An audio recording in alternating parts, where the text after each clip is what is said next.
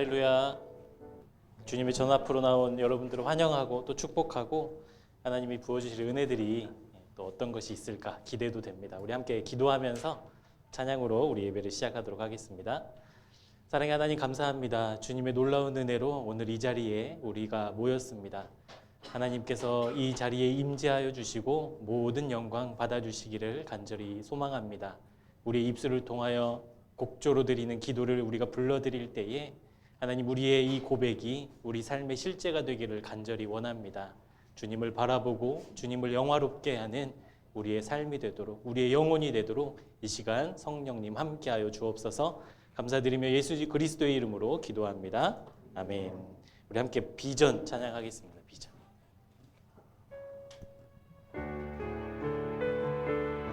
우리 함께 믿음으로 고백했으면 좋겠습니다. 우리 보좌 앞에 모였네.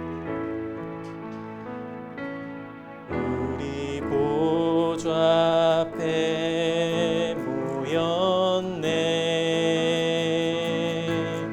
함께 주를 찬양하며 하나님의 사랑 그 아들 주셨네. 그의 피로 우린 구원받았네. 십자가에서 쏟으신 그 사랑 강같이 온 땅에 흘러 각 나라와 족속 백성 방언에서 구원받고 주 경배드리네.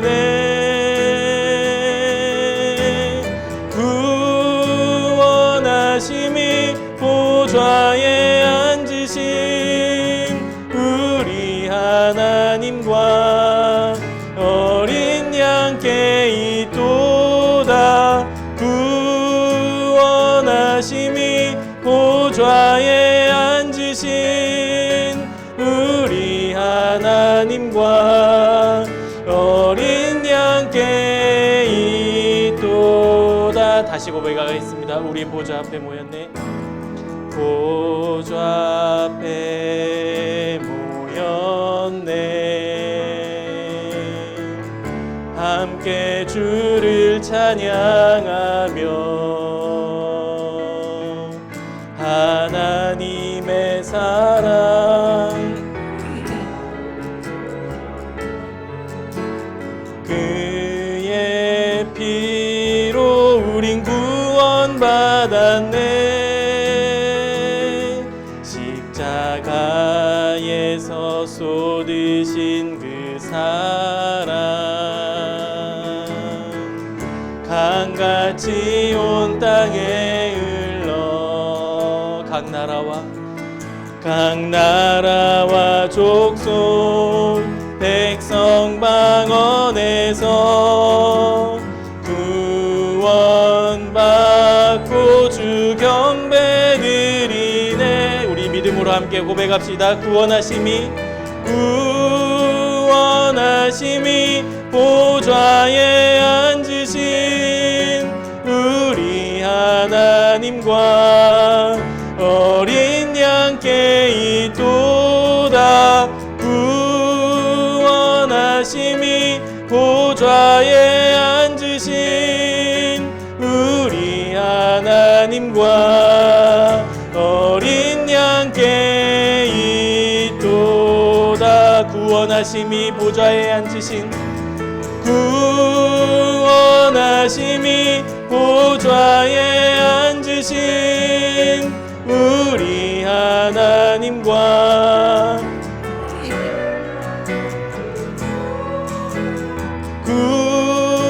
구원하심이 보좌에 앉으신 우리 하나님과 어린 양께 있도다.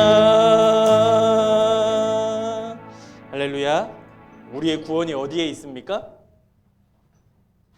가사 잠깐만 보여주시죠. 우리 구원이 어디에 있어요? 우리 하나님과 또 어린 양 예수 그리스도께 있습니다. 근데 이 구원의 길을 우리는 자꾸 다른 곳에서 찾으려고 하죠. 어떤 문제가 해결되는 것이 우리의 구원인 줄 알았고 내 필요가 채워지는 것이 구원인 줄 알았는데 우리 하나님과 어린 양 되신 예수 그리스도에게 우리의 구원이 있습니다. 그것을 우리가 쫓아가지 않으면 우리가 다음 부를 이 찬양의 가사처럼 허무한 시절을 보낼 수밖에 없습니다.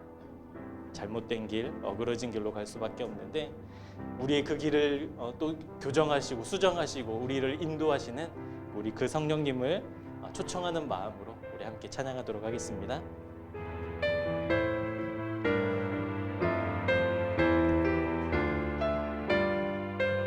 허무한 시절 지날 때,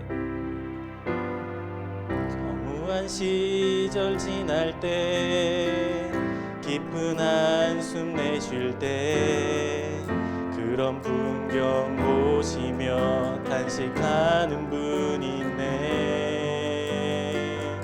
고와 같이 너희를 버려두지 않으리. 내가 너희와 영원히 함께하리라. 성령이 오셨네. 성령이 오셨네. 성령이 오셨네. 내 주에 보내신 성령이 오셨네. 우리 인생 가운데 친히 찾아오셔서 그 나라 꿈꾸게 하시네. 억눌린 자 갇힌 자, 자유함이 없는 자, 피난처가 되시는 성령님 계시네. 주의 영이 계신 곳에 참 자유가 있다네. 진리의 영이신 성령이 오셨네. 우리 가슴에 손을 얹고 찬양해 볼까요? 성령이 오셨네. 성령이 오셨네. 성령이 오셨네. 내 주에 보내신 성령이 오셨네. 우리 인생 가운데 친히 찾아오셔서 그 나라 꿈꾸게 하시네. 성령이 오셨네. 성령이 오셨네. 성령이 오셨네. 내 주에 보내신 성령이 오셨네. 우리 인생 가운데 친히 찾아오셔서 그 나라 꿈꾸게 하시네. 다시 고백할까요? 성령이 오셨네. 성령이 오셨네. 성령이 오셨네. 내 주에 보내신 성령이 오셨네. 우리 인생 가운데 친히 찾아오셔서 그 나라 꿈꾸게 하시네. 아멘. 이 찬양의 가사 중에 가장 은혜가 되는 구절이 있다면 우리 인생 가운데 친히 찾아오신 그 하나님, 그 하나님을 만나고 경험하고 그 하나님과 함께 동행하는 사람만이 우리가 다음에 부를 이 찬양에 아멘 할 수 있을 것 같습니다. 십자가를 질 수 있나? 주가 물어보실 때 주님 내가 죽기까지 따르겠습니다. 그 믿음의 고백이 그냥 우리 입술의 고백뿐만이 아니라 우리의 삶의 고백, 우리의 마음의 고백이 되기 위해서 우리 안에 거하시는, 우리 가운데 찾아오시는 그 성령님께 우리 인생의 주인의 자리를 내어드리는 우리 새생명교회 교우들이 되었으면 좋겠습니다. 우리 마지막으로 함께 찬양하실 때 십자가를 질 수 있나? 주가 물어보실 때 우리가 아멘으로 대답하는 찬양이 되었으면 좋겠습니다.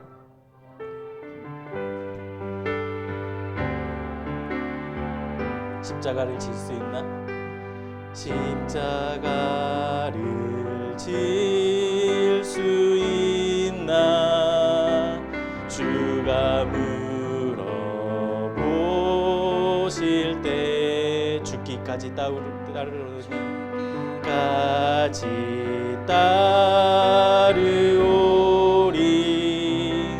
성도 대답하였다.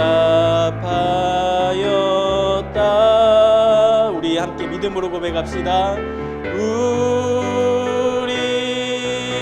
심령 주의 것이니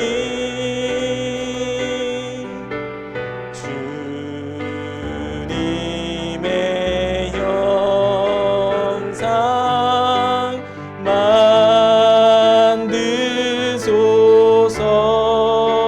주인도 따라 주인도 따라 살아갈 동안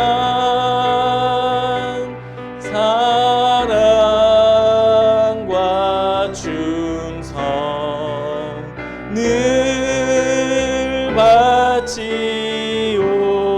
바치오리다. 너는 기억하고 있나? 너는 기억하고 있나? 구원받은 강도를 그가 회개하였을 때 그가 회개하였을 때 낙원 허락받았. 우리 함께 두 손을 들고 결단하며 찬양하겠습니다. 우리의 심령, 우리의 심령 주의 것이니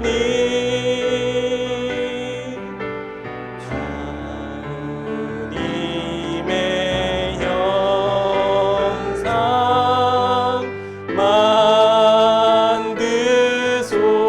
만드소서. 주인도 따라 주인도 따라 살아갈 동안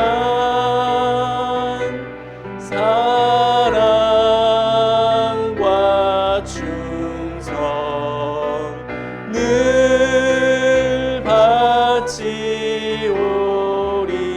바치오리다. 우리 이 시간 함께 결단하며 기도했으면 좋겠습니다.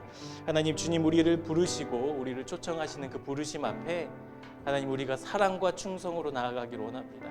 우리의 영혼이, 우리의 심령이 정말 그렇게 응답하기를 원합니다. 하나님, 우리의 영혼을 주장하여 주시고 인도해 주옵소서. 이 예배를 통하여 주시는 말씀 앞에 충성스럽게 예, 아멘 할 수 있는 우리 모두가 되게 해달라고 이 시간 함께 기도하며 나아가도록 하겠습니다.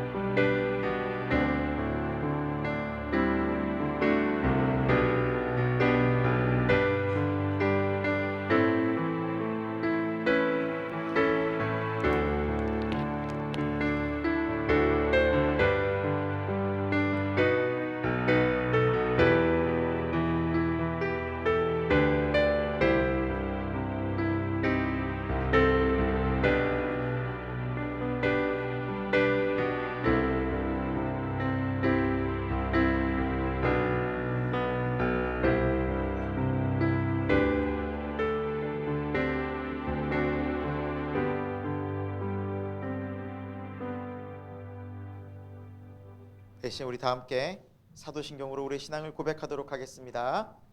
나는 전능하신 아버지 하나님 천재 창조주를 믿습니다. 나는 그의 유일하신 아들 우리 주 예수 그리스도를 믿습니다.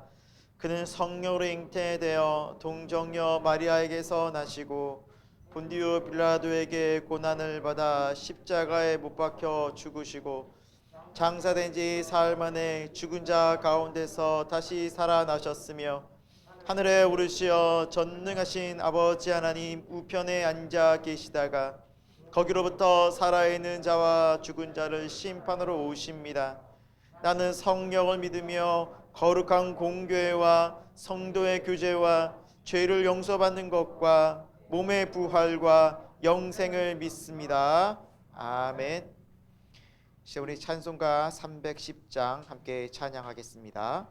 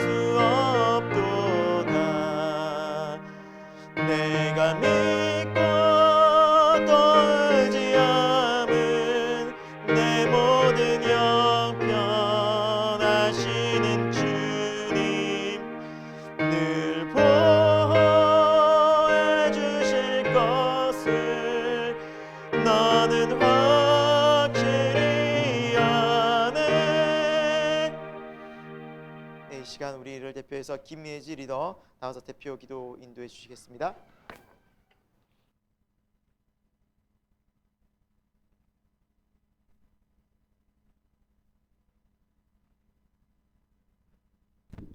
같이 기도드리시겠습니다. 나의 하나님이시여, 내가 주께 찬송하오리니 하나님은 나의 요새이시며 나를 긍휼히 여기시는 하나님이심이니이다. 아멘. 우리의 힘이 되시며 우리를 긍휼히 여기시는 하나님 아버지, 지난 한 주간도 주님 주신 힘으로, 주님 베풀어 주신 은혜와 사랑으로 살게 하시고 오늘 이 귀한 예배의 자리에 불러주셔서 주님을 예배하게 하시니 감사를 드립니다. 2023년을 예 주님이라는 주제로 말씀에 순종하며 살기를 결단하는 우리 교회가 성령의 기쁨과 구원을 풍성히 경험하는 한 해가 되게 하시고 주님의 말씀에 전심으로 순종하는 삶을 통해 하나님의 일하심을 경험하는 복되고 은혜로운 시간이 되도록 인도하여 주옵소서. 나라를 위해 기도합니다. 지금 이 나라는 정치적으로나 경제적으로 분열과 대립으로 참 힘든 시간을 보내고 있습니다. 또한 북한의 계속된 도발로 긴장 속에 살아가고 있습니다.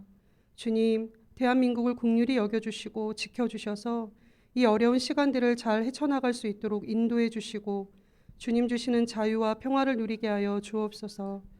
교회를 위해 기도합니다. 한국 교회가 다시 말씀 앞에 바로 서기 원합니다. 하나님보다 앞세웠던 모든 것을 내려놓고 회개하게 하시고 다시 세상에서 빛과 소금의 역할을 잘 감당할 수 있도록 인도해 주옵소서. 우리 교회의 새로운 예배 초소를 위해 기도합니다. 주님의 때에 주님의 인도하심 속에 새로운 예배 초소로 가게 하시고 그때까지 지금 허락하신 이 자리에 감사하며 우리 모두 주님의 충성된 일꾼들로 세워져 가게 하옵소서. 이 시간 주님의 말씀을 듣기 원합니다. 선포되어지는 말씀을 통해 주님 주시는 위로와 세임을 얻게 하옵시고 말씀에 순종하며 살기를 결단하는 은혜의 시간이 되도록 인도해 주옵소서. 거룩하신 예수 그리스도의 이름으로 기도합니다. 아멘.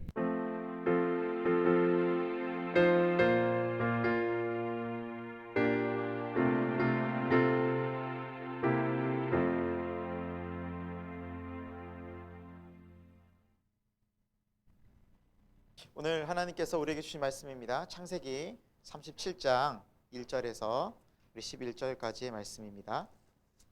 창세기 37장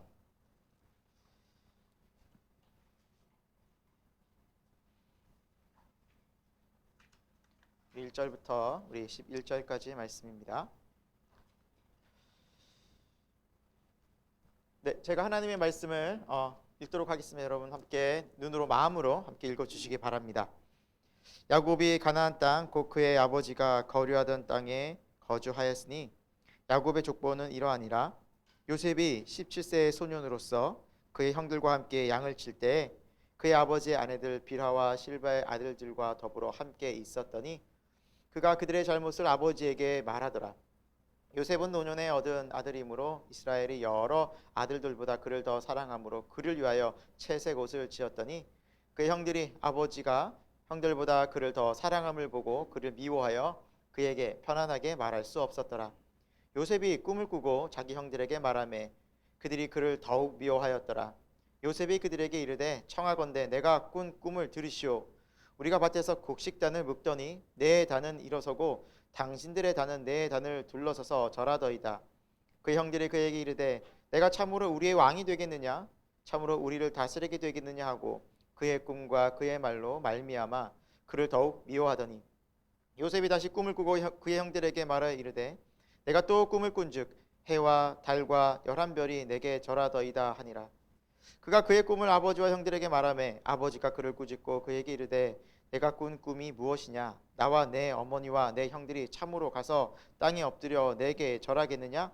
그의 형들은 시기하되 그의 아버지는 그 말을 간직해 두었더라. 아멘. 네, 오늘 하나님께서 주시는 이 본문 말씀을 가지고 구원의 신비라는 제목으로 함께 말씀 우리 나누도록 하겠습니다. 네, 여러분과 함께 올 한 해 우리 어떤 말씀을 나누고 또 예 주님이라는 주제로 함께 우리가 달려갈까, 믿음으로 나갈까 이렇게 기도하면서 또 하나님 앞에 나가던 중에 여러분과 함께 이제 올 한 해 출애굽기의 말씀을 함께 나누려고 합니다. 출애굽기를 함께 쭉 살펴보려고 하는데 이 출애굽기에 앞서서 사실 이 출애굽기라는 것은 이제 이스라엘 민족이 애굽에서 종살이 하다가 이제 가나안 땅으로 가는 여정이 아니겠습니까? 그래서 애굽에서 나왔다. 하나님의 구원이 이제 애굽으로부터 가나안으로 임하는 사건인데 근데 가나안 땅은 원래 아브라함부터 이삭, 야곱이 살던 땅입니다. 그래서 어떻게 해서 그러면은 이스라엘 백성이 왜 애굽으로 가게 되었는지 거기에 좀 전 단계부터 우리가 좀 알고 가면 훨씬 더 이해하기 쉬울 것 같아서 오늘은 우리 출애굽의 사건 전에 요셉의 이야기부터 여러분과 함께 좀 나누려고 합니다. 이렇게 우리가 출애굽이라는 사건에 있어서 가장 중요한 단어를 하나 꼽으라면 아마 구원, 그렇죠? 구원, 건져내다라는 뜻이겠죠. 그래서 정말 우리가 이 시간 이 출애굽기를 들어가기 전에 좀 구원이라는 단어를 좀 정리하면 좋을 것 같아요. 그래서 여러분과 함께 구원이라는 좀 단어를 함께 좀 먼저 좀 정리하고 가도록 할게요. 히브리어로 예슈아라고 합니다. 예슈아. 여러분 예수님의 이름이 어디서 나왔을까요? 예, 여기서 나왔어요. 예, 구원. 그래서 예수님 하면 것은 구원자란 뜻이에요. 구원자. 예, 그래서 예슈아. 예, 그래서 예수라는 이름은 구원이라는 뜻을 포함하고 있고요. 주로 구약 성경에서는 이 단어가 어떻게 쓰였냐면 노예 상태나 질병이나 전쟁과 같은 극한 어려움, 고통 속에서 건져낼 때 이 단어를 씁니다. 그래서 주로 구약에서는 죄에서 구원하다, 죽음에서 구원하다 이런 의미는 좀 조금 보이고 그건 신약에 와서 강화되고 주로 이제 질병과 고통과 전쟁과 뭐 가난과 어려움 이 극한 고통에서 하나님께서 건져 주실 때 이 구원이라는 단어를 참 많이 씁니다. 헬라어로는 이제 소테리아라고 하는데 신약에서 주로 사용하는 이 구원의 의미는 이제 이 구원이 완성되어서 본격적으로 하나님의 온전한 구원이 무엇인가라는, 그래서 구약의 구원이 어떻게 그림자라면 신약의 구원은 실체인 거죠. 그래서 예수 그리스도를 통해 우리의 모든 고통, 특히 죄와 사망에서의 완전히 건져내심이라는 의미로 구원이라는 단어가 쓰이게 됩니다. 그래서 1차적으로는 이 구원이라는 단어를 성경에 쓸 때 우리의 고통, 슬픔, 또 뭐 전쟁, 가난, 어려움에서 하나님이 건져내시라는 1차적인 의미가 있고요. 또 본질적인 가장 중심적인 의미는 그 모든 우리의 고통이 어디로부터 왔습니까? 죄로부터 왔잖아요. 그래서 죄의 결과가 무엇입니까? 사망이 아니겠습니까? 그래서 그 죄와 사망에서 우리를 온전히 십자가로 구원하신다라는 이 구원의 의미가 성경적 구원의 의미입니다. 그래서 앞으로 여러분과 함께 이 구원의 의미가 사전적 의미뿐만 아니라 실제적인 내 삶 속에서 우리 인생 가운데 하나님이 나를 구원하시는 거라는 그 구원의 하나님을 저와 여러분이 고백하고 또 선포하고 감사할 수 있기를 축원드립니다. 이 출애굽에서의 그 처음 과정이 바로 이제 요셉이라고 여러분께 이렇게 말씀을 드렸는데, 이 요셉의 이야기가 참 우리에게 참 필요한 것은 요셉은 참 많은 슬픔과 고통이 있었습니다. 아픔이 있었고 또 그 가정이 참 깨어진 가정이었어요. 그래서 오늘 좀 설교하면서 살펴볼 것은 설교 목적이라고 할 수 있는데 우리 요셉의 가정, 특히 아버지 야곱과 그 형들과의 관계, 그래서 이 가정이 과연 어떠한 가정이었길래 하나님의 구원이 필요했는가, 그리고 이 하나님께 구원을 이루시는데 어떠한 신비로운 하나님의 은혜 속에서 이 구원이 이루어져 가는가라는 그 모습을 살펴보려고 합니다. 그래서 구원이 필요한 우리의 모습, 우리의 현재 삶, 그리고 하나님께서 이루시는 구원의 모습들에 대해서 우리가 한번 생각해보고 함께 은혜 받고 함께 우리의 삶을 돌아볼 수 있는 시간이 되었으면 좋겠습니다. 여러분, 하나님은 구원을 우리에게 이루어 가시는데요, 첫 번째, 우리의 인생이 깨어진 인생들이기 때문입니다. 하나님이 우리를 구원하시는 이유, 우리가 구원이 필요한 이유는 우리들의 인생이요 다 깨어진 인생들이다라는 것입니다. 먼저 그것을 생각해 보려고 합니다. 여러분, 그 구약에서 창세기는 여러분 제일 많이 읽으셨죠? 그렇죠? 제일 많이 보시고 내가 성경 새 일독해야지 하면 어디부터 시작해요? 창세기부터. 근데 여러분 성경책을 이렇게 가만히 덮어놓고 보시면 창세기, 출애굽기까지 약간 새까매요. 그리고 뭐 이사야, 예레미야 이런 데는 깨끗합니다. 또 다시 어디가 좀 새까맣냐? 마태복음 좀 새까매요. 그래서 복음서. 그래서 사람들이 창세기로서 쭉 시작은 하는데 넘어가기가 참 힘들다는 거죠. 그래서 여러분 창세기 하면 많이들 알고 계실 거예요. 좀 여러분께 여쭤볼게요. 자, 믿음의 조상 누구예요? 아브라함. 네. 아브라함의 아들 누구예요? 이렇게 헷갈리십니다. 이삭입니다. 이삭이고요. 네. 그 이삭의 아들이 누구였어요? 예, 야곱이었죠. 아이고, 제가 그래서 좀 먼저 이렇게 족보 정리를 좀 먼저, 예, 간단한 듯 하지만 헷갈려요. 아브라함의 아들이 야곱이었나 이삭이었나 나중 되면 한참 뒤에 가면 또 헷갈려요. 그럴 수 있어요. 그래서 우리가 한 번 더 정리를 해보겠습니다. 아브라함의 아들은 이삭. 하나님 몇 세 때 이삭을 주셨어요? 100세. 약속의 자녀를 주셨죠. 그 다음에 이삭의 아들은 야곱. 정확히 말하면 야곱과 에서가 있었죠. 그렇죠? 하지만 하나님은 야곱, 둘째 야곱을 약속의 자녀로 선택하셔서 믿음의 계보를 이어나가셨죠. 특히 여러분 야곱은 다른 이름이 있어요. 무엇인지 아세요?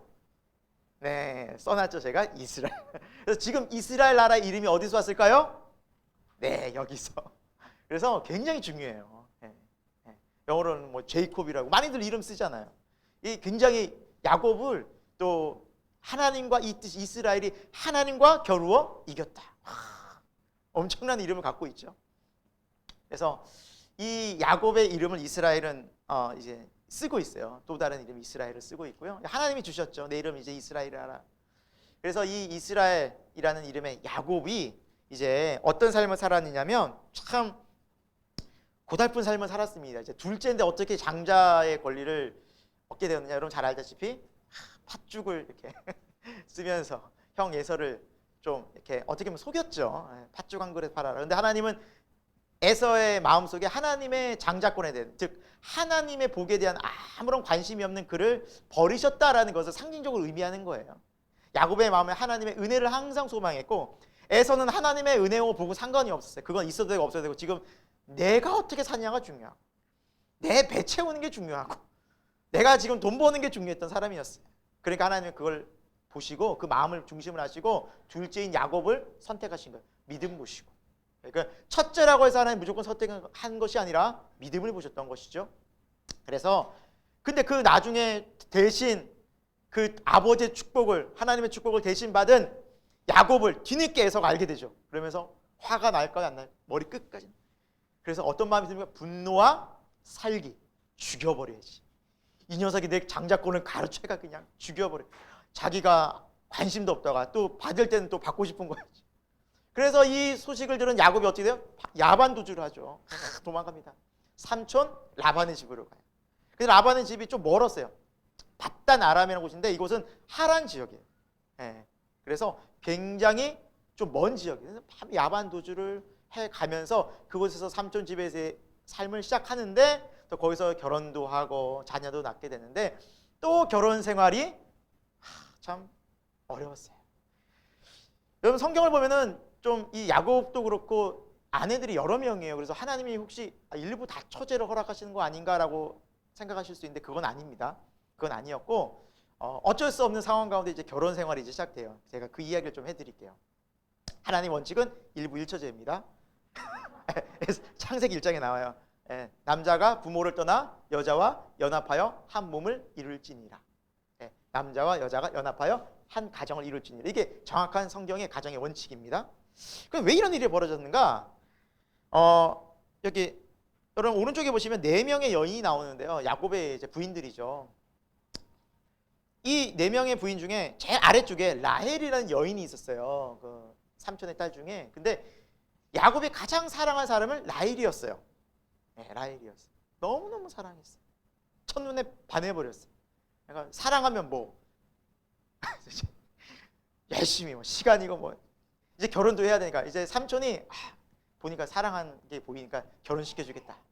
7년을 라헬을 위해서 열심히 7년을 하루같이 7년 뒤면 내가 라헬과 결혼하는 거야. 그래서 열심히 섬겼어요. 삼촌을.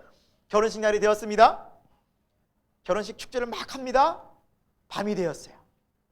여러분 지금과 같은 시대가 아니라 수천 년 전에는 밤이 되면 저녁부터 깜깜해요. 그러니까 뭐 불도 끄고 다 깜깜하고 이제 삼촌이 준비한 집에 딱 들어왔어요.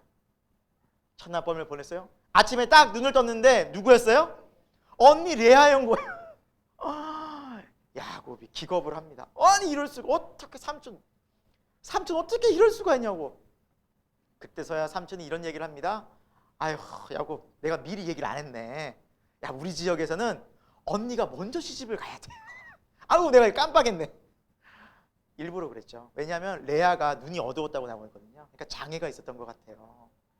그러니까 이 레아를 결혼 안 시키면 삼촌은 그러니까 아버지는 너무너무 마음이 힘들어서 밤에 몰래 라헬 대신 언니 레아를 탁. 속았잖아요. 미안해. 정말 미안해, 야곱. 하지만 내가 라헬도 너에게 주려고 했어. 줄 거야. 그러니까 걱정하지 마. 우리 7년 더 일하자. 7년 더 일하면 내가 줄게.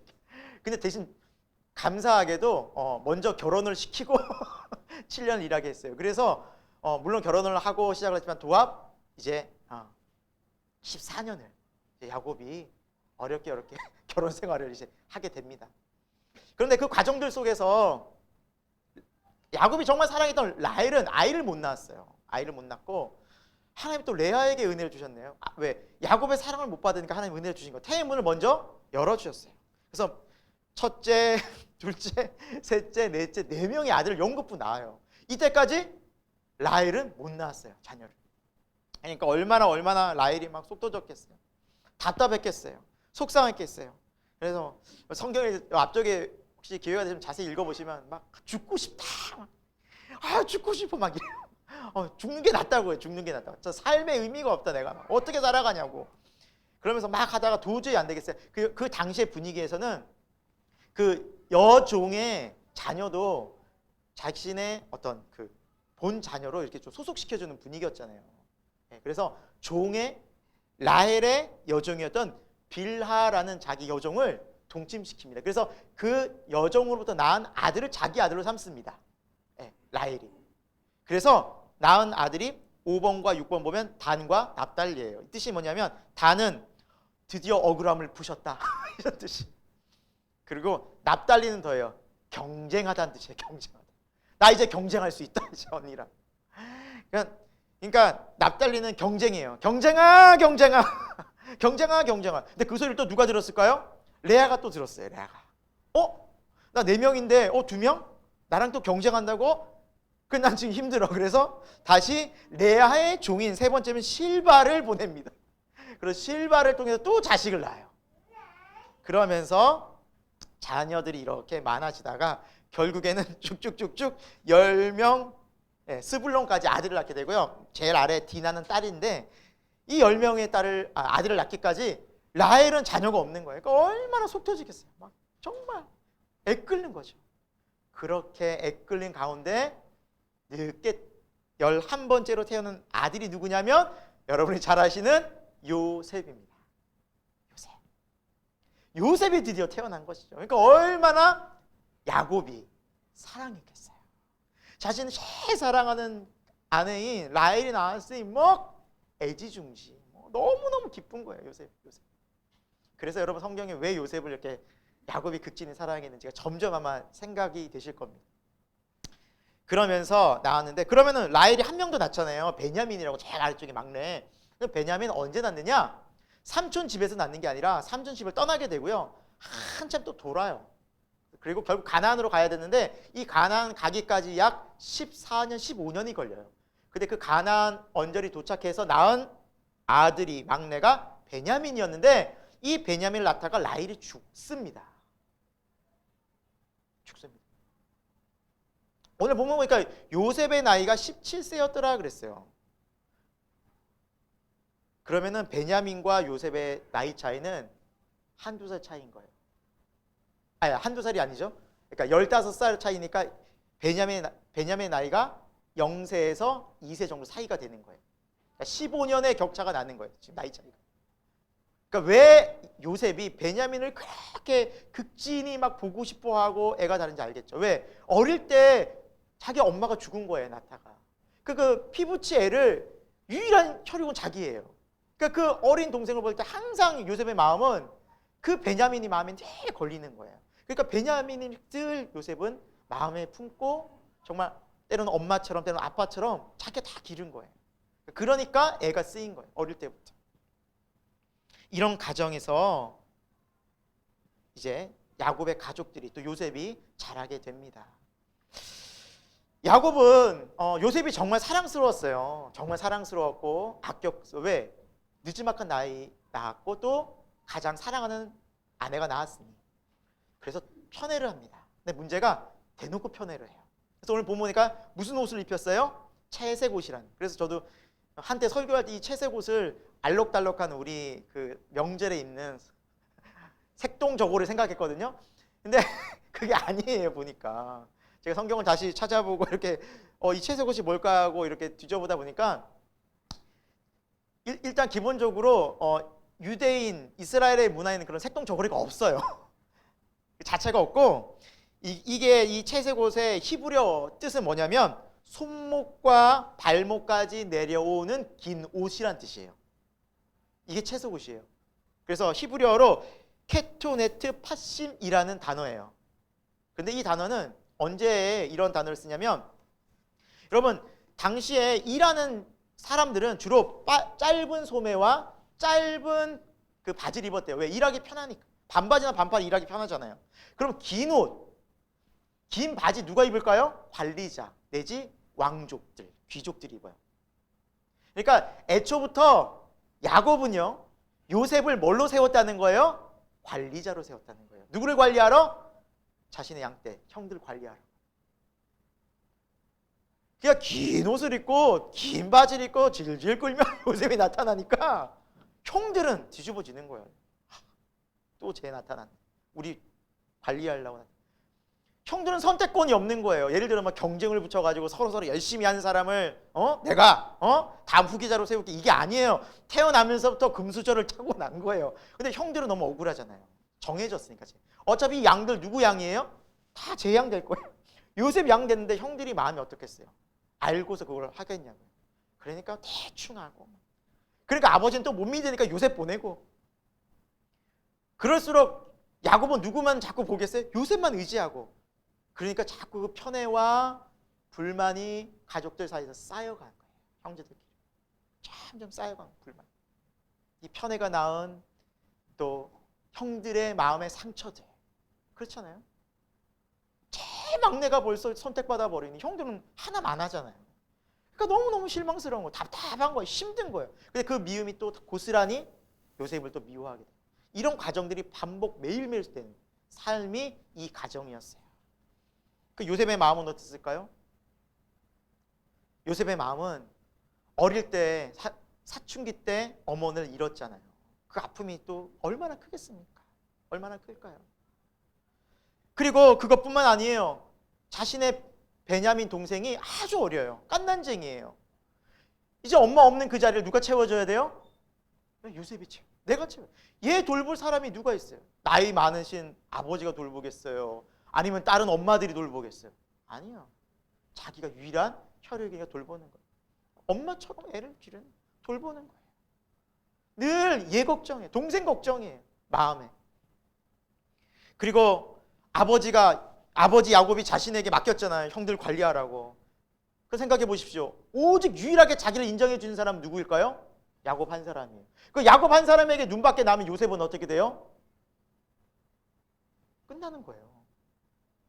아버지 야곱의 눈밖에 남은 자기는 의지할 데가 하나도 없는 거예요. 그러니까 그 아버지의 신뢰와 믿음을 끝까지 내가 실망시키면 될 거야, 안 될까요?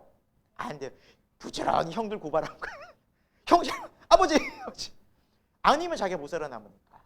이런 구조 속에서 요셉은 계속 동생 돌봐야지, 긴장하면서 형들 봐야지, 그 삶을 살 수밖에 없었어요. 피곤하죠. 하지만 그 속에서 자기가 그것을 지키지 않으면 자기 삶은 무너지는 거예요. 이 속에서 요셉은 사고 많은 형들을 관리하고 그 형들의 모습을 아버지에게 보고하고. 근데 창세기 앞쪽에 보면 이 형들이 보통 형들이 아니거든요. 르우벤이라는 첫 번째 형은요, 제일 그 라헬의 여종이었던 빌하와 동침을 합니다. 빌하가 라헬이 죽자마자. 그러니까 아버지 아내잖아요, 어떻게 보면. 근데 첫째 아들이 동침을 해버려요. 아버지가 너무 둘째, 셋째인 누구예요? 시몬과 레위는 살육을 합니다. 살육을 해요. 살인을 엄청 저질러요. 물론 그 사이에는 자신들의 어떻게 배다른 딸이죠. 디나라는 이 한 여인이 딸이 이제 안 좋은 일로 그 세겜의 부족과 함께 엮이면서 좀 안 좋은 일을 당해요.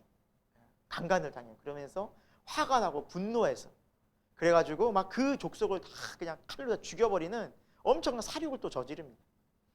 그러니까 첫째는 그래, 둘째, 셋째는 막 사람 막 죽여. 그러니까 아버지 야곱의 입장에서는 다 못 믿어온 거예요. 근데 그런 강렬한 형들이에요. 그 형들을 또 요셉은 또 가서 보고하니 이 사이에서 막 오는 긴장감, 막 불신, 미움, 다툼, 말할 것도 없는 거야. 그러면 그 형들은 어땠을까요? 이 형제들은 어땠을까요?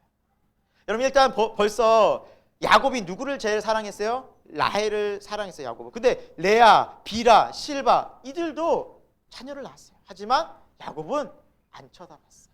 사랑을 안 줬어요. 얼마나 마음이 외로웠을까요? 근데 그 외로움을 느끼는 그 엄마를 보는 아들들의 마음은 어떨까요? 미치는 거야. 왜 아빠는 우리 엄마 쳐다도 안 보고. 아버지에 대한 분노 쌓이는 거, 미움 쌓이는 거. 근데 그 미움 아버지에게 못 푸니까 지금 누구에게 계속 풀려고 할까요? 요셉이죠. 딱 좋은 먹잇감이죠. 괴롭히고 어떻게 하면 그냥 기회만 엿보는 거예요. 저 녀석 어떻게 해치울 거야. 그러니까 온 가족들은 연대가 된 거예요. 요셉 빼고 아들들이. 요셉을 어떻게 하면 해칠까. 여러분 그 본문의 배경을 가지고 우리 2절부터 4절까지 한번 읽어보겠습니다. 이런 배경 속에 이 가족이 요 배경을 가지고 살아갔던 거예요. 같이 읽어봅니다. 시작. 야곱의 족보는 이러하니라. 요셉이 17세 소년으로서 그의 형들과 함께 양을 칠 때 그의 아버지의 아내들 빌하와 실바의 아들들과 더불어 함께 있었더니 그가 그들의 잘못을 아버지에게 말하더라. 죄송합니다. 잠시만요. 네, 같이 읽겠습니다. 시작. 요셉은 노논의 얻은 아들이므로 이스라엘이 여러 아들들보다 그를 더 사랑하므로 그를 위하여 채색 옷을 지었더니 그의 형들이 아버지가 형들보다 그를 더 사랑을 보고 그를 미워하여 그에게 편안하게 말할 수 없었더라. 네, 이게 그냥 읽으면은 우리가 그래 좀 뭐 야곱이 요셉 좀 사랑했구나, 또 형들은 좀 약간 시기했구나 이렇게 읽을 수 있는데 우리가 배경을 봤잖아요. 완전히 온 가족들은 서로 미워하고 편애하고 불신하고 막 죽이려고 하는 이 살기 가득한 가족의 분위기였던 거예요. 누구 하나 편한 가족이 없는 거예요. 지금 마주치는 순간 불편해. 함께하고 싶어하지 않아요. 보고 싶어하지 않아요. 야곱은 형들 보기 싫어하고, 야곱은 이제 그 형제들 아들들 보기 싫어하고, 또 형제들은 요셉 보기 싫어하고 불편하고 서로 막.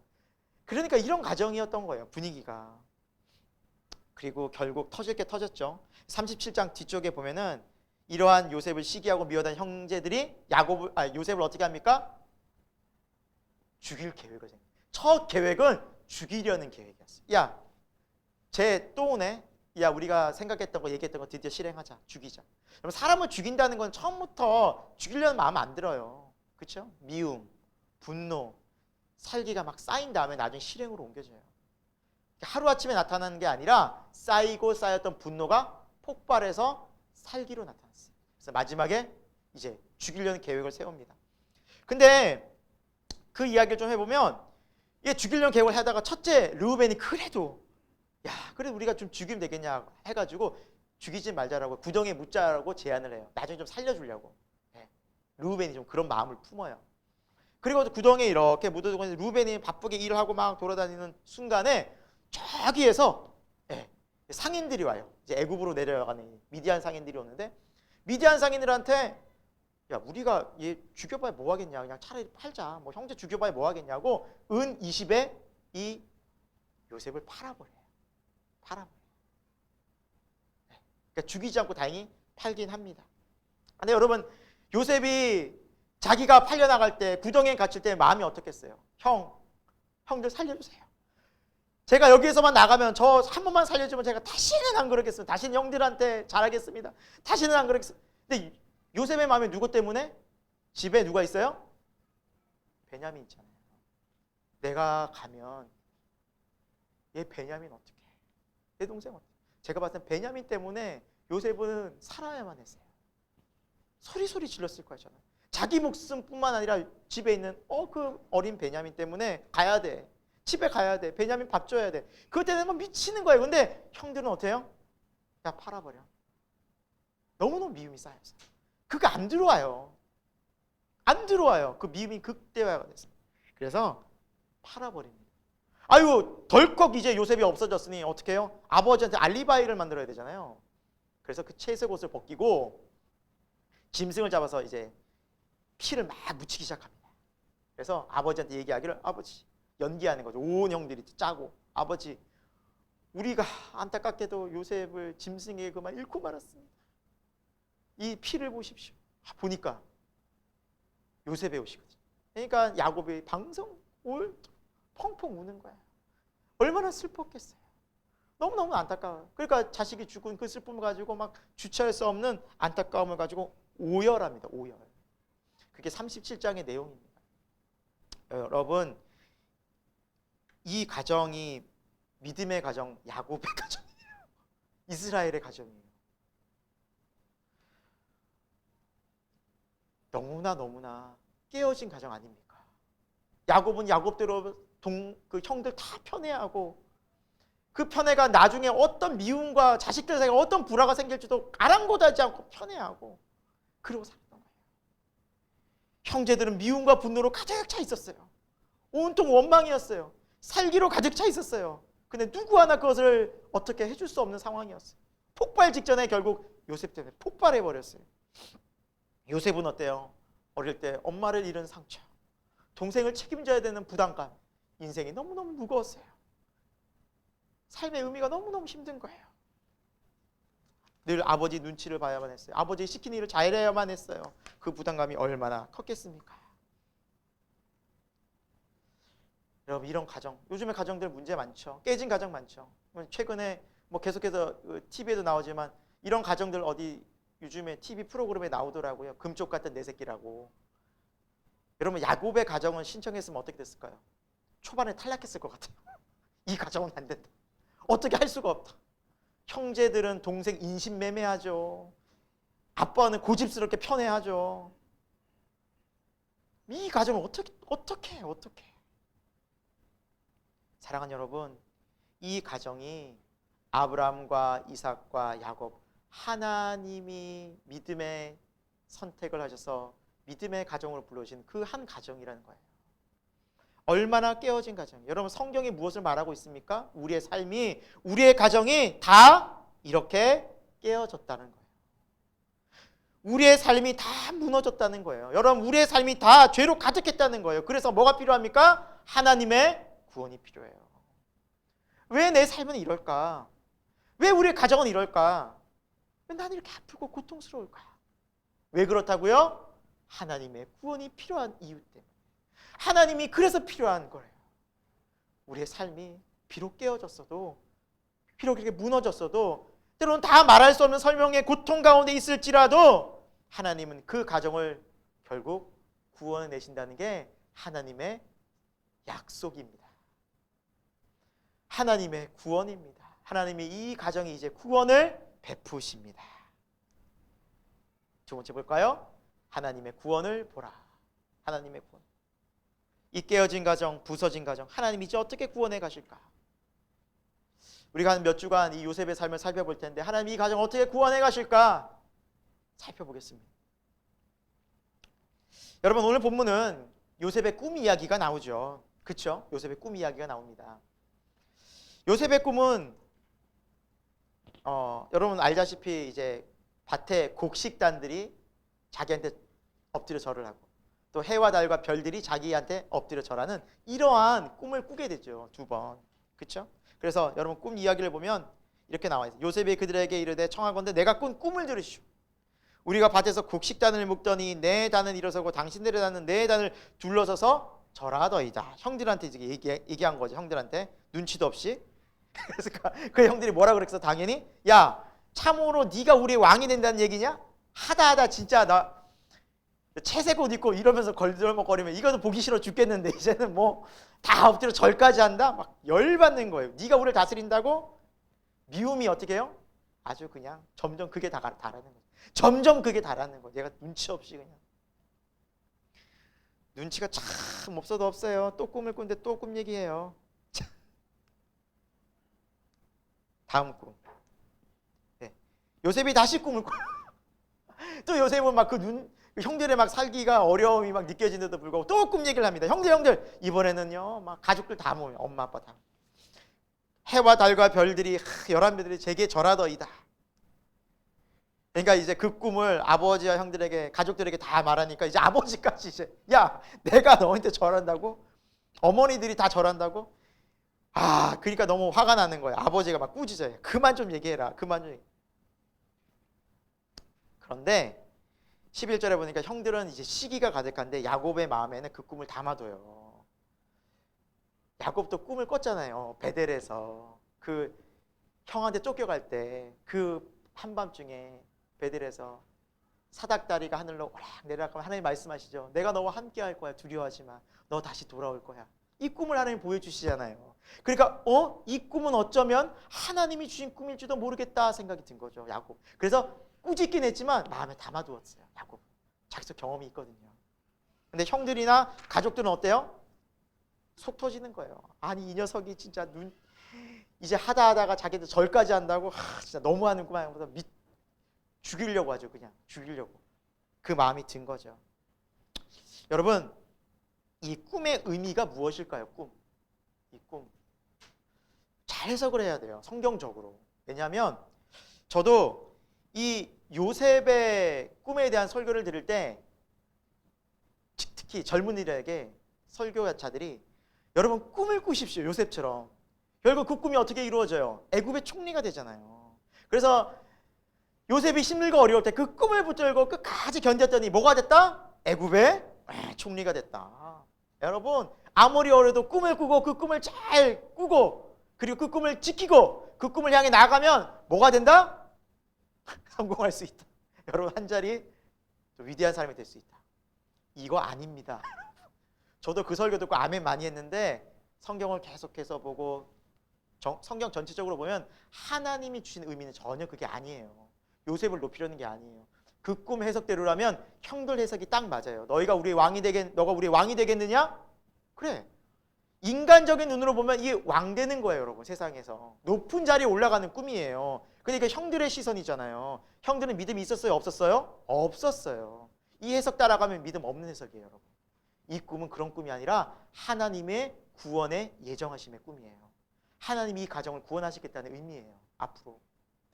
앞으로 요셉을 통해서 내가 이 가정 구원할 거야. 왜? 다 깨어지고 산산조각나고 서로 미워하고 반목하고 살기가 가득한 너희 가정 내가 구원할 거야 라는 의미예요. 누구를 높이겠다는 의미가 아닙니다. 여러분 하나님께서는요 뭔가 분명히 자신의 뜻을 반드시 나타내고 이루시겠다 할 때는 반복해서 말씀하시고 보여주세요. 성경에 그런 예들이 여러 분 나와 있어요. 여러분들. 예수님께서 제자들한테 내가 십자가를 지고 3일 만에 죽은 지 3일 만에 다시 부활할 거야. 이 얘기를 몇 번 하셨어요? 3번. 연속해서 하셨어요. 반드시 이루어질 일이기 때문에. 요한계시록에 보면 말세에 이런 징조가 일어날 것이 하고 7인을 떼시고 7 나팔을 불게 하시고 7 대접을 쏟게 하시는 환상을 보여줘요. 7번을 연거푸 3번 보여줘요. 7인, 7 나팔, 7 대접이라는 환상을 3번 보여줘요. 왜 그래요? 반드시 이루어질 일이라는 거예요. 그러니까 하나님께서는 우리에게 반드시 이루어질 일을 설명하실 때 반복적으로 보여주세요. 그러니까 이 꿈을 반복적으로 하신 이유는 이 꿈은 반드시 이루어질 거야. 그러니까 요셉이 너무너무 신기해서 얘기했던 거예요.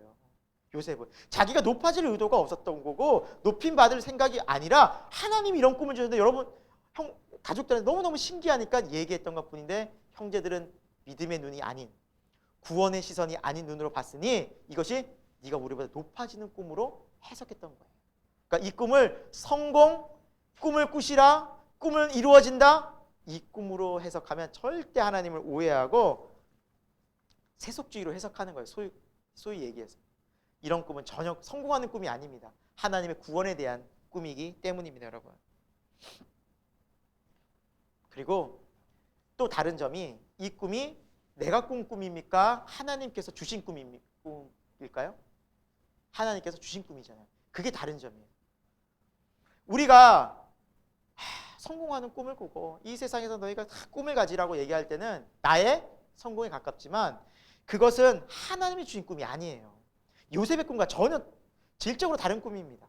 지금 요셉의 꿈은 하나님이 주신 거예요. 하나님으로부터 온 거예요. 하나님의 구원 계획이었어요. 그 꿈이 차이가 있다라는 사실입니다. 그래서 이 꿈은 하나님께서 주셨기 때문에 하나님이 이루시고 하나님이 반드시 요셉의 삶을 인도하실 거야 라는 그 꿈이었던 것입니다. 여러분, 하나님은 우리를 구원하기 원하세요. 그리고 하나님은 항상 우리에게 구원의 메시지를 전해주십니다. 하나님이 원하시는 것은 이 세상에 우리의 구원이에요. 구원이에요. 여러분, 예를 들어 침몰하는 배가 있다고 칩시다.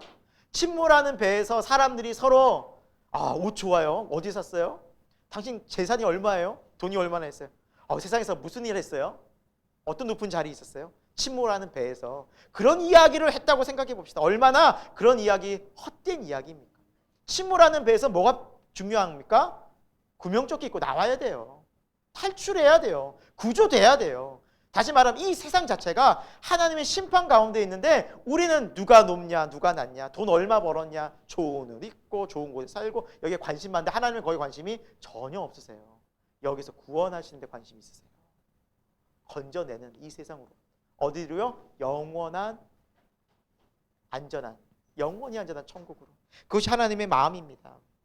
그래서 여러분, 이 꿈은 결국 나중에 우리가 계속 보겠지만 창세기 46장에 온 가족이 하나님 안에서 이렇게 구원의 놀라운 계획 속에서 극적인 상봉이 이루어져요. 그렇죠?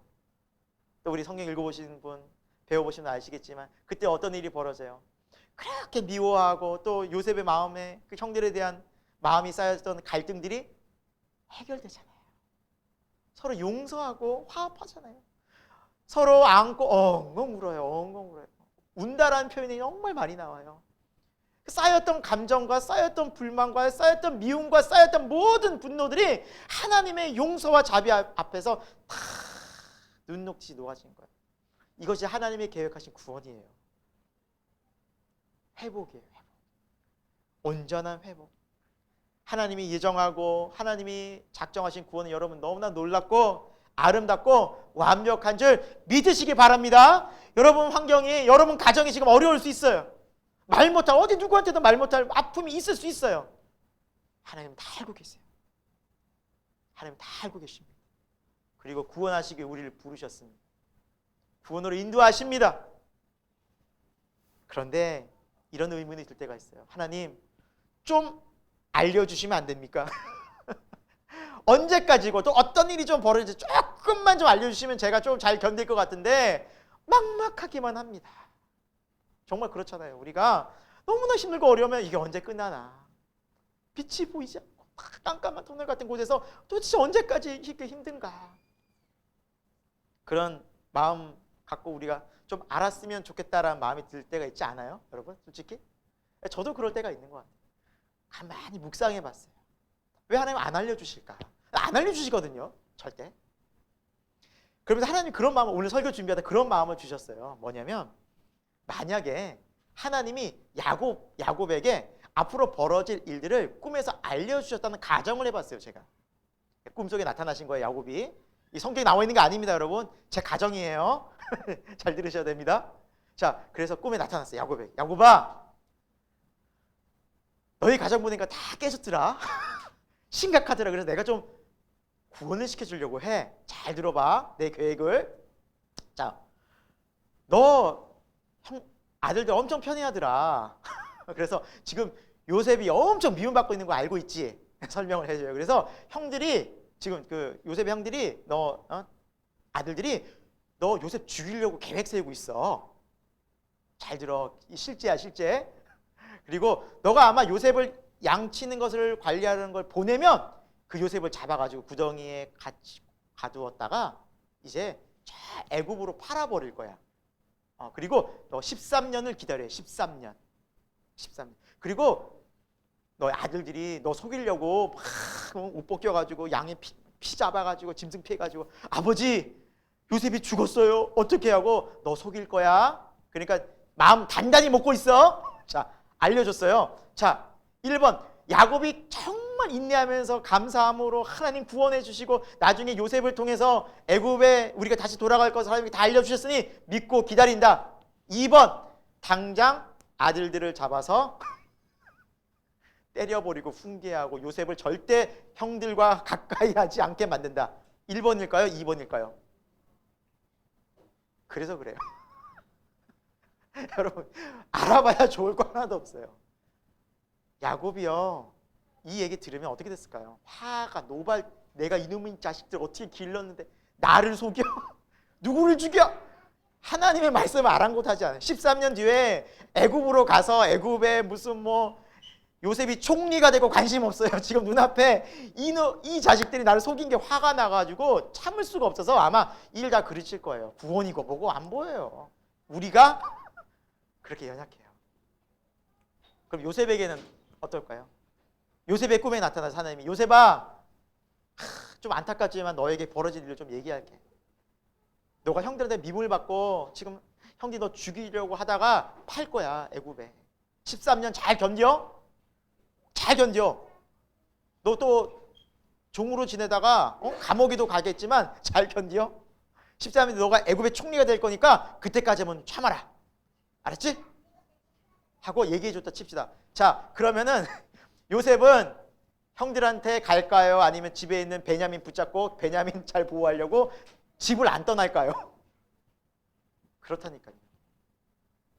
우리의 생각과 우리의 마음은요, 다분히 인간적에서 하나님의 뜻과 계획을 못 따라갑니다. 우리의 감정과 생각을. 그래서 하나님이 미래를 안 보여주시는 거라 저는 믿습니다. 보여주신 우리가 안 해요. 그렇게 믿음으로 안 따라가요. 왜? 우리 생각이 너무 강해서, 우리 감정 때문에. 그럼 하나님 어떻게 하시느냐?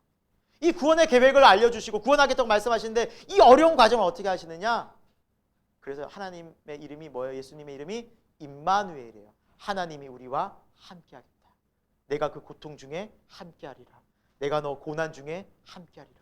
하나님은 미래를 안 보여주세요. 자세히 안 알려주세요. 대신 우리와 그 고난 중에 함께하십니다. 할렐루야. 이분이 하나님이세요. 하나님이 택하신 방법은 미래를 자세하게 설명하시는 분이 아니라 모든 고난 가운데 하나님의 온전한 구원이 이루어질 때까지 내가 그 모든 고난 중에 너와 함께하리라. 여러분, 그래서 우리 다음에 살펴본 말씀에 보면 요셉과 하나님이 함께하시니라. 요셉과 하나님이 함께하시니라, 이 단어가 연거푸나요. 왜 그래요? 하나님은 그냥 보내신 것이 아니라 그 고난 중에, 고통 중에, 그 아픔 중에 함께하시면서 위로하시는 거예요. 그리고 하나님의 온전한 구원을 이룰 때까지 그 미래를 신비 가운데 가려놓으셨어요. 그러나 믿음으로 함께 가면 그 완벽한 하나님의 구원을 우리가 경험하게 되는 줄 믿습니다. 여러분, 이것이 바로 믿음입니다. 신앙입니다. 구원의 삶입니다. 사랑하는 여러분, 하나님은 우리를 포기하지 않으십니다. 우리의 깨어진 삶, 때로는 구원이 필요하고 너무나 답답한 우리의 인생 가운데 하나님은 찾아오십니다. 그리고 반드시 구원을 베푸시는데 어떻게 베푸시느냐? 함께 하심으로, 동행하심으로, 친히 인도하심으로, 날마다 우리와 함께 하심으로. 여러분, 이것이 더 놀랍지 않습니까? 차라리 몇 마디 알려주고 그래, 알았어, 이제 알려줬으니 네가 알아서 해, 이게 아닙니다. 이제 내가 다 할 거 다 했어, 나머지 네가 알아서 해가 아닙니다. 함께하면서 잘못된 길로 가면 길을 잡고, 그 길 아니야, 여기야, 내 자녀야, 여기야, 그 길 아니야, 그 사람 아니야, 이 사람이야 하면서 순간순간 매일매일 우리를 인도하신 하나님이 더욱더 사랑의 하나님이라고 할 수 있지 않겠습니까? 여러분, 하나님은 그렇게 우리에게 사랑과 자비로 가장 귀한 길을 열어주시고 가장 최고의 길을 열어주시는, 우리를 가장 사랑하시는 분이 참 살아계신 우리의 아버지 하나님 되심을 여러분 믿으시기 바랍니다. 여러분, 구원의 하나님을 믿고 때로는 고통 중에, 때로는 어려움 중에 기도할 수 있기를 소망합니다. 하나님 반드시 위로해 주십니다. 내가 너와 함께하는 알려주십니다. 그리고 하나님 우리를 구원을 완성해 가십니다. 여러분, 이런 상상을 해보았습니다. 이런 생각을 해보았습니다. 하나님, 요셉에게는 그런 꿈을 주셨잖아요. 그래서 요셉이 어쩌면 하나님으로부터 온 꿈을 가지고 그렇게 하나님 믿고 나갈 수 있는데, 우리들에게는 그런 꿈을, 그런 구원의 하나님의 놀라운 은혜를 왜 보여주시지 않습니까? 그렇게 하던 중에 하나님이 마음을 주셨어요. 왜 보여주지 않았느냐? 내가 너희를 왜 구원하겠다고 약속하지 않았느냐? 난 너에게 구원을 분명히 약속을 보여주었다. 예수 그리스도를 통해서, 십자가를 통해서 난 너희를 화목케 하고 너희를 회복케 할 것을 이미 확실히 보여줍니다. 그렇군요. 제가 무릎을 딱 쳤어요. 하나님은 예수 그리스도를 통해서 요셉의 꿈보다 너무나 선명한 분명한 사건을 우리에게 보여주셨군요. 이 약속에 예수 그리스도를 따라간 우리는 정말 하나님의 구원을 경험하고 우리의 가족의 회복을 경험하고 우리의 놀라운 하나님의 은혜를, 구원을 이 십자가를 통해서 경험하게 되는군요 라는 마음을 하나님 감동을 주셨어요. 사랑하는 여러분, 에베소서에 보면 하나님이 우리에게 이 십자가의 비밀을 이렇게 설명해 주고 계세요. 우리 같이 한번 에베소서 2장 14절 16절 같이 읽어보겠습니다. 시작. 그는 우리의 화평이신지라 둘로 하나를 만드사 원수된 것 곧 중간에 막힌 담을 자기 육체로 오시고 또 십자가로 이 둘을 한 몸으로 하나님과 화목하게 하려 하심이라. 원수된 것을 십자가로 소멸하시고. 아멘. 여러분, 우리가 하나님과의 원수였어요. 죄 때문에 우리는 잘못된 길로 가고 또 우리는 세상 사람들과 원수예요. 죄 때문에 서로 미워하고 반목하지만 그 원수된 것, 중간에 막힌 담을 자기 육체로 오셨대요. 이 육체로 오신 사건이 무엇입니까? 16절에 십자가 사건. 우리의 모든 죄를 대신해서 우리의 연약함을 대신 지시고 예수님이 다 죽으셨어요. 그래서 이제 그 십자가에서 아래, 십자가는 뭡니까? 위에서 아래 수직으로, 좌우로 수평으로 관계가 연결이 된 거예요. 십자가로.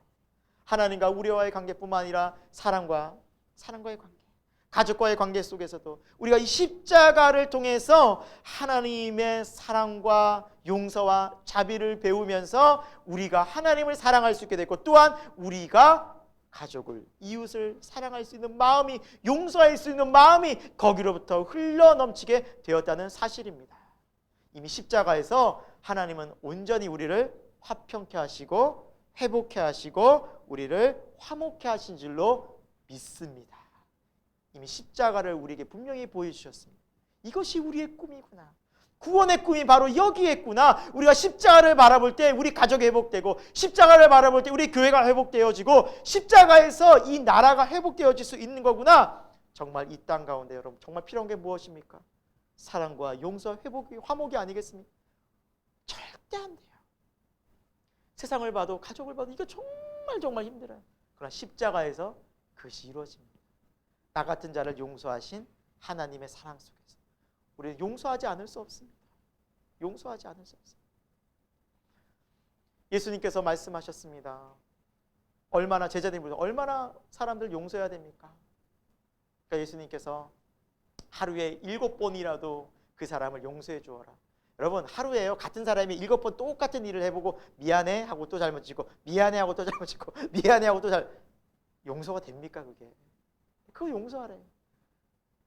십자가에서 용서할 수 있는 우리로 바뀌어졌다는 사실입니다. 또 한 말씀을 나눌까요? 정말 그렇게 됐을까요? 우리 1월달 암송구절이잖아요. 같이 한번 읽어볼까요? 시작. 내가 그리스도와 함께 십자가에 못 박혔나니 그런즉 이제는 내가 사는 것이 아니요 오직 내 안에 그리스도께서 사시는 것이라. 이제 내가 육체 가운데 사는 것은 나를 사랑하사 나를 위하여 자기 자신을 버리신 하나님의 아들을 믿는 믿음 안에서 사는 것이라. 아멘. 여러분, 이것이 십자가의 신비입니다. 예수님과 함께 우리가 십자가에 죽잖아요. 그럼 나의 옛 성품이 죽어요. 미워했던 마음, 그리고 비판했던 마음, 정죄했던 마음, 욕심 가득한 내 마음, 이기적인 내 마음, 용서하지 못하는 그 모든 마음들이 십자가에 죽고 어떤 마음으로 바뀌어져요? 예수님과 함께 살면서 그리스도의 마음, 온유한 마음, 용서의 마음을 배우게 됩니다. 이것이 십자가의 신비입니다. 그래서 십자가에서 내가 죽고 그리스도 함께 살고 그리스도 함께 연합하는, 그래서 아까 전에 얘기했잖아요. 고난 중에, 그 고난 중에 누가 함께 하시겠다고요? 하나님, 예수님이 내가 함께 하겠다. 그래서 그 어려움을 함께 나의 십자가의 능력으로 극복해 가자. 이것이 바로 여러분 기독교의 가장 핵심적인 십자가 복음의 비밀입니다. 신비입니다. 이것이 구원의 신비예요. 사랑하는 여러분, 저와 여러분의 인생 가운데 이 십자가가 정말 더 선명해지고, 우리는 아직 부족해요. 그럼에도 불구하고 이 십자가의 사랑 속에서, 십자가의 넉넉한 은혜 속에서, 십자가의 자비와 긍휼 속에서 우리의 마음이 그 예수 그리스도의 마음을 배울 수 있는 우리 새생명교회 교우들이 되기를 간절히 축원드립니다. 그것이 바로 우리의 진짜 믿음 생활, 구원 신앙이기 때문입니다. 말씀을 마무리하겠습니다. 여러분, 우리 인생은 정말 우리가 알잖아요. 참 답답하고 무너질 때도 많고 깨어지고 부서진 모습들이 많습니다. 어쩌면 이것이 회복이 될까? 참 마음이 답답하고 우리 가족이 이렇게 회복이 될 수 있을까라는 답답함 속에 지낼 때가 한두 번이 아니지 않습니까? 하지만 오늘 약속의 말씀 하나님 우리에게 분명히 말씀하십니다. 그 깨어지고 부서진 가정, 마치 야곱의 가정 같은 그 가정이 하나님의 구원의 손길이 임할 때 약속의 말씀 속에서 반드시 회복되어집니다. 그리고 하나님이 이미 약속해 주셨습니다. 누구를 통해서? 예수 그리스도의 십자가를 통해서. 다시 여러분 십자가를 바라봅시다. 예 주님이라는 표현은 우리가 예수님의 십자가를 바라보자는 의미입니다. 여기에서 내가 죽고 정말 그리스도로 다시 살아가는 예수님과 함께할 때 우리가 이 세상 속에서 넉넉히 하나님의 백성으로 거룩한 자녀로 빛의 자녀로 또 용서할 수 있는 사랑할 수 있는 그러한 하나님의 놀라운 은혜가 우리 가운데 임하게 될 줄로 믿습니다. 우리 생명교회 모든 가정 가운데 이 구원의 놀라운 은총이 함께하기를 축원드립니다. 함께 기도합니다. 하나님, 우리의 인생, 우리의 삶 생각해 보면 너무나 많이 깨어져 있습니다. 아픔들이 있습니다. 너무나 구원이 필요한 인생입니다. 앞을 봐도 뒤를 봐도 좌를 보고 우를 봐도 정말 답답한 뿐인 우리 인생 가운데 하나님은 구원을 약속해 주셨고 또 우리와 함께 하겠다고 약속해 주셨습니다. 오늘 우리가 그 약속의 말씀을 붙잡고 믿음으로 주를 바라보길 원합니다. 하나님, 우리의 믿음 붙잡아 주시고 우리의 가정을 고쳐주시고 회복시켜 주시고 구원으로 인도하여 주시옵소서. 하나님의 약속이 반드시 이루어져서 하나님은 참으로 살아계시고 하나님은 참으로 역사하시고 우리를 사랑하신다는 것을 진심으로 고백하고 간증하는 인생 되게 하여 주옵소서. 예수 그리스도 이름으로 기도드립니다. 아멘. 여러분, 우리가 함께 이 시간 좀 찬양하고 같이 기도했으면 좋겠는데요. 원하고 바라고 기도합니다라는 찬양입니다. 우리 마음을 담아서 하나님을 바라보고 구원을 소망하며 함께 우리 찬양하도록 하겠습니다.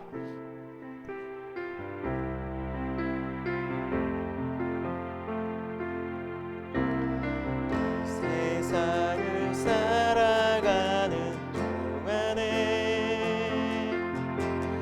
나의 힘을 의지할 수 없으니 기도하고 낙심하지 말 것을 주께서 참 소망이 되심이라. 하나님의 꿈이 나의 비전이 되고 예수님의 성품이 나의 인격이 되고 성령님의 권능이 나의 능력이 되길 원하고 바라고 기도합니다. 주의 길을 걸어가는 동안에 주의 길을 걸어간 동안에 세상의 것 의지할 수 없으니 감싸고 낙심하지 말 것을 주께서 참 숨이 되심이라면 하나님의 꿈이 나의 비전이 되고 예수님의 성품이 나의 인격이 되고 성령님의 권능이 나의 능력이 되길 원하고 바라고 하나님의 꿈이 나의 비전이 되고 예수님의 성품이 나의 인격이 되고 성령님의 권능이 나의 능력이 되길 원하고 바라고. 우리 다시 한번 고백할 거예요. 하나님의 꿈이 나의 비전이 되고 예수님의 성품이 나의 인격이 되고 성령님의 권능이 나의 능력이 되길 원하고 바라고 기도합니다. 아멘. 우리 계시 함께 기도하기 원합니다. 하나님, 여러분을 사랑하십니다. 하나님은 사랑이십니다. 하나님, 오늘도 구원을 베푸십니다. 우리를 너무나 존귀하게 여기시고 그 걸음을 인도하시고 동행하시는 좋으신 하나님이십니다. 여러분, 우리가 힘이 없고 낙담될 때 나를 보면 정말 답이 안 나옵니다. 문제 앞에 더 무너질 수밖에 없습니다. 더 깊은 수렁으로 갈 수밖에 없습니다. 그러나 그 모든 문제를 십자가에서 다 해결하신 우리 주 예수 그리스도의 십자가를 바라볼 때 거기로부터 우리는 다시 살아날 줄로 믿습니다. 거기서 내가 죽고 십자가에서 다시 새롭게 회복되는 나로, 변화되는 나로, 예수님과 함께하는 나로 변화시키는 주님을 소망하며 여러분, 나의 삶을 의탁합시다. 우리의 가정을 의탁하기를 원합니다. 그리고 여러분, 여러분의 삶의 직장의 모든 문제들을 의탁하고 여러분의 모든 문제를 주님 손에 맡겨드리길 소망합니다. 그리고 그 구원의 하나님이 내 인생을, 우리의 가정을, 또 우리의 삶의 터전을, 또 우리의 교회를 붙잡아 달라고 우리 한번 이 시간 주여 한번 간절히 외치고 함께 통성으로 기도하도록 하겠습니다. 주여, 아버지 하나님, 오늘도 우리에게 생명의 구원의 말씀을 주셔서 감사합니다. 하나님, 우리는 구원에 필요한 존재들입니다. 무너진 깨어진 우리의 삶 속에 하나님 말씀하여 주시고 주님 다가와 주시고 주님 우리를 어루만져 주셔서 하나님의 놀라운 사랑과 구원으로 우리가 다시 한번 하나님의 사랑의 확증으로 믿음으로 나아가게 인도하여 주시옵소서. 하나님, 우리의 마음, 우리의 심령 깊은 곳에 하나님 임재하여 주셔서 하나님을 향한 굳건한 믿음으로 서게 하여 주옵소서. 다시 십자가의 복음 앞에서 십자가의 은혜와 능력 앞으로 나아갑니다. 하나님, 우리를 붙잡아 주시고 우리를 새롭게 하여 주시고 우리에게 하나님의 놀라운 구원의 은총을 베풀어 주옵소서. 하나님, 우리의 가정 말못할 사고들이 많이 있었습니다. 그리고 아버지, 그 문제들 앞에 너무나 답답해 왔습니다. 하나님, 어떻게 하면 좋을까요? 하나님, 그런 오늘 말씀을 보면 그 가정을 회복시키는 하나님의 놀라운 은혜가 있습니다. 그들을 회복시키고 그들에게 구원의 소식을, 구원의 기쁨을, 하루의 소망 가운데 꿈을 꾸게 하시는 하나님을 만나보았습니다. 하나님, 우리도 요셉처럼 꿈을 꾸게 하여 주옵소서. 하나님의 구원의 꿈을 꾸게 하여 주옵소서. 요셉처럼 하나님을 바라보며 하나님을 의지하며 나가게 하여 주옵소서. 주와 동행하는 인생 되게 하여 주옵소서. 주와 함께할 때 그 속에서 십자가를 붙잡고 나아갈 때 하나님, 우리가 그곳에서 정말 안식을 누리며 참된 평화를 누리며 참된 자유를 누리며 참된 기쁨을 누리며 참된 평강을 얻게 될 줄로 믿습니다. 세상에 줄 수 없고 알 수 없고 경험할 수 없는 십자가의 사랑을 보여주옵시고 하나님의 온전한 사랑을 거기로부터 나타내 보여주옵소서. 하나님, 우리는 주님이 필요한 존재들입니다. 깨어진 인생들이기 때문입니다. 부끄러워하지 않고 정말 주님 앞에 온전히 우리의 있는 모습 그대로 나아가 하나님의 놀라운 구원을 경험하는 우리의 복된 인생, 하나님의 사랑받는 인생, 우리의 귀한 복된 아버지 하나님, 우리의 가정, 우리의 교회, 우리의 직장이 되게 인도하여 주시고 모든 삶의 자리에서 우리와 함께 하시는 주님께 감사드리고 찬양하며 주님 모든 기도를 올려드립니다. 예수님 이름으로 기도합니다. 하나님, 우리는 참 인생들을 살아가면서 아픔도 슬픔도 고통도 많이 경험하고 하나님, 너무나 힘들게 살아온 인생이지만 우리 주님은 그것을 다 아신다 말씀하십니다. 다 보고 계셨습니다. 그리고 그 아픈 인생을 하나님께서 구원으로, 회복으로 다시 한번 하나님 화평으로 인도하시겠다고 약속해 주셨습니다. 그 구원의 하나님을 찬양하고 믿고 감사드립니다. 하나님, 우리의 삶을 주님 손에 의탁드립니다. 우리 인도하여 주시고 구원의 하나님께서 우리를 인도하시는 대로 믿음으로 이제 순종하기를 소망합니다. 내 뜻, 내 의지, 내 생각 버리고 예 주님, 다시 십자가로 나아가는 우리의 믿음 되게 하여 주옵소서. 그 십자가의 하나님의 놀라우신 사랑과 용서와 자비와 은혜 속에서 우리의 삶 가운데 동일하게 함께 하시는 그 사랑과 은혜와 용서의 주님을 경험하고 그 사랑으로 우리가 가족과 이웃과 많은 세상을 또 주위의 사람들을 진정으로 사랑으로 대할 수 있는, 이해하고 용서할 수 있는 믿음의 사람 되게 하여 주옵소서. 하나님 아버지, 우리가 하나님 앞에 감사한 마음으로 이 예물과 또 마음과 뜻과 정성을 드렸습니다. 세상이 많이 어렵다고 합니다. 힘들다고 합니다. 하나님, 우리들에게 만나와 외출하기로 먹여주시고 구름 기둥과 불 기둥으로 인도하여 주옵소서.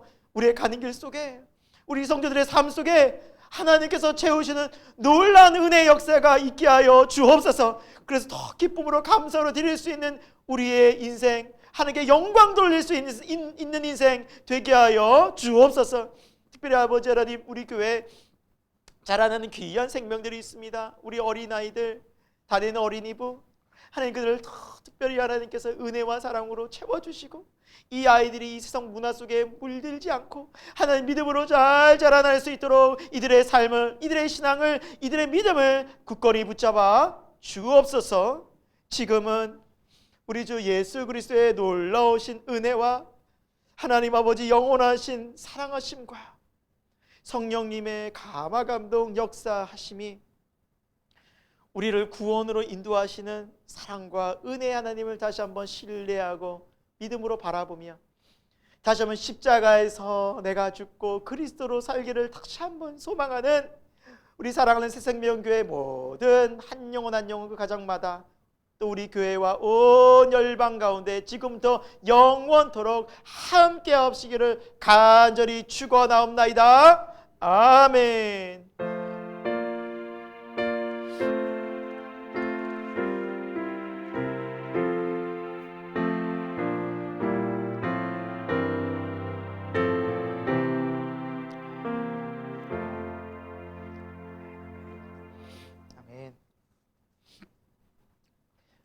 네, 우리 앞뒤 좌우로 우리 교우들과 함께 인사할 텐데요. 하나님은 구원의 하나님이십니다. 우리 한번 인사하도록 하겠습니다. 하나님은 구원의 하나님이십니다. 하나님은 구원의 하나님이십니다. 아멘. 구원의 하나님이십니다. 우리 정말 하나님 구원의 하나님을 더 경험했으면 좋겠고요. 교회 소식 알려드리겠습니다. 네, 1번 광고는 늘 우리가 예배를 정말 정성껏 최선을 다해 온 힘을 다해 드리자. 9시 50분부터 그런 광고고요. 이번은 말씀 나눔에 대한 광고입니다. 우리 말씀 나눔 더 우리 수요일 목요일쯤 되면 지쳐요. 저도 그럼 또 마음이 들더라고요. 참 힘들더라고요. 그때 우리 말씀 나누고 서로 격려하고 또 말씀 붙잡고 우리 승리해요. 다시 십자가에서 우리 다시 한번 믿음으로 살아내요라는 믿음에 서로 우리 고백들 속에서 우리 성도가 서로 연합하여 세워질 수 있기를 소망하고요. 네, 세 번째 광고는요. 네, 우리 좀 이따가 결산 한 해 보고를 좀 하도록 하겠습니다. 김성현 목사님이요. 네, 우리 작년 한 해 회계 이제 결산 보고죠, 교회. 그 시간을 좀 갖고요. 네, 여러분 주보에 넣었는데 좀 추가해서 광고를 드리면 여러분 주보 사이에 기부금 영수증 혹시 용지 여기 개인적으로 그렇죠? 그래서 요거를 저희에게 제출해 주시기 바랍니다. 김성현 목사님께 제출해 주시면 저희가 기부금 영수증 또 다 하시니까 또 하신 분 많으니까 그거를 알려드리겠고요. 혹시라도 우리 교회에 출석하진 않지만 우리 교회에 또 이렇게 헌금하시고 또 기부금 영수증이 필요하신 분들에 한해서는 성명, 생년월일, 전화번호, 주소까지 성명, 전화번호, 생년월일, 주소까지 4개의 항목을 좀 따로 보내주시면 카톡으로 보내주시면 그분들에게는 이렇게 우리가 따로 영수증을 이렇게 준비해 드리겠습니다. 자, 암송구절. 네, 목사님 조금 이따 이거 끝나고 암송구절 끝나고 할까요? 보고. 네, 우리 암송구절을 이제 저희가 조금 여러분과 함께 조금 긴장을 좀 하면서 외우자. 가로넘게 들어갔습니다. 하지만 여러분 오늘 말씀을 잘 들으셨기에 요 단어가 뭔지 아시리라 생각이 되고요. 믿고요. 우리 한번 같이 한번 믿음으로 한번 고백해 볼까요? 잠깐. 자, 같이 읽어보겠습니다. 시작. 내가 그리스도와 함께 십자가에 못 박혔나니 그런즉 이제는 내가 사는 것이 아니요 오직 내 안에 그리스도께서 사시는 것이라. 이제 내가 육체 가운데 사는 것은 나를 사랑하사 나를 위하여 자기 자신을 버리신 하나님의 아들을 믿는 믿음 안에서 사는 것이라. 갈라디아서 2장 20절 말씀. 아멘.